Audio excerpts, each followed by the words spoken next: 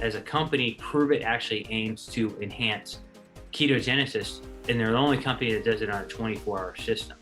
So the top 2 ways that we increase ketogenesis, the number 1 way is to promote a metabolic state that induces ketosis, that induces ketogenesis, that induces the production of endogenous ketones. Second, will be mitochondria and fat burning capacity.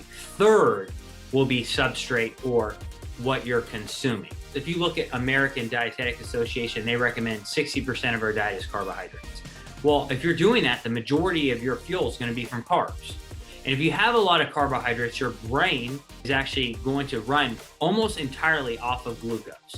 So if I'm eating carbs all day, my brain will run almost entirely off of glucose. In fact, your brain, if you're eating carbs for the majority of the day, will use about 120 grams of carbohydrate a day. That's 60% of resting carbohydrate needs goes to your brain. So when I'm what we call carbohydrate adapted, not keto adapted, my primary fuel source for my brain is carbs. My brain's gonna run off carbs, which is a less efficient fuel, and I don't need ketogenesis. So what happens if all of a sudden I restrict carbohydrates? Now, ketogenic diet, for example, I'm only eating 5% carbohydrate. Or if I'm fasting, if I restrict carbohydrates, now carbs lower in my blood. And what does that mean? Well, if carbs lower in my blood, it feels like I got unplugged. I don't have as many carbs going in my brain, and I feel like I'm unplugged. What happened to me? My energy goes down. I feel weak. I start forgetting things. Some people refer this as classify the experience as brain fog.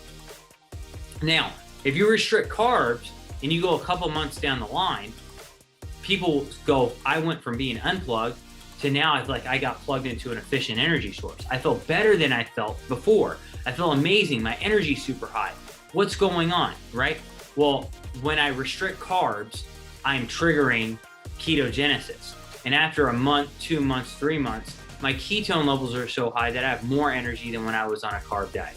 What triggers these adaptations in what we call ketogenic adaptations is depleting carbohydrate source. Your body has maybe about 1,600 calories worth of carbohydrates in its body, maybe 2,000. In fact, you have about 1,600 calories in your muscles and maybe 400 calories in your liver. So your liver, that 400 calories in your liver, when it runs out, your blood sugar lowers. When that happens, when your liver is depleted of carbohydrate source, and maybe that's about 50% of your liver gets depleted after an overnight fast, when that happens, basically my liver goes, oh no, I am out of glucose. What am I gonna do, right? Maybe I can start breaking down muscle, I don't know, and then that stops working. What am I gonna do? If I'm out of glucose, my brain needs to continue to function. My brain's a constantly running machine. What am I gonna do? And that's when the liver gets smart. And really, primarily only under those conditions does the liver start to say, I need to produce ketones. I need ketogenesis. So how does that occur?